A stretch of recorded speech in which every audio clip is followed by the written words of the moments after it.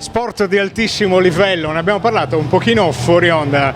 Intanto benvenuto al referente provinciale del CONI, Giuseppe Manca. Allora, questo è un preolimpico, altro che torneo. Questo è un evento straordinario, cioè bisogna capire bene, intendersi, a poche settimane dalle Olimpiadi, le 4 fra le più forti nazionali al mondo, qua ci sono i campioni mondiali in carica, ci sono campioni europei, ci sono, come dire, medagliati olimpici, insomma la storia della pallanuoto mondiale.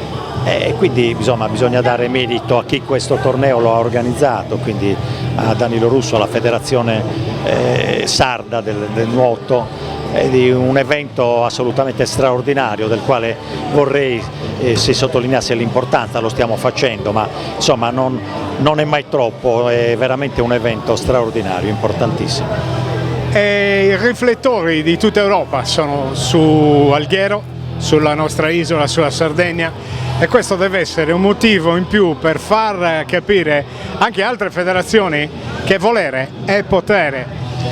Bravo, questo è importante, un evento di questo genere ha implicazioni di vario tipo, intanto la promozione del territorio, perché comunque anche per una città come Alghero ha vocazione turistica ma storica altissima, è un ritorno eccezionale, straordinario, trasmessa ovunque questo torneo, quindi un ritorno di immagine straordinario.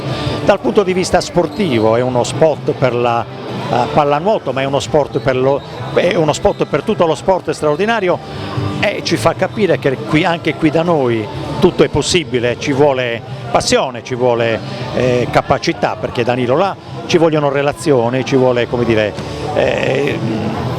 ci vuole rapporti di un certo tipo, di un certo livello, e ce la possiamo fare, è evidente che ce la possiamo fare, è un esempio per tutti.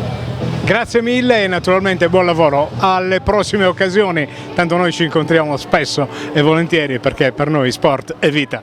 Per noi sport è vita, è passione, è tutto, ci incontriamo spesso, sempre con tanto piacere. Un saluto a tutti, grazie.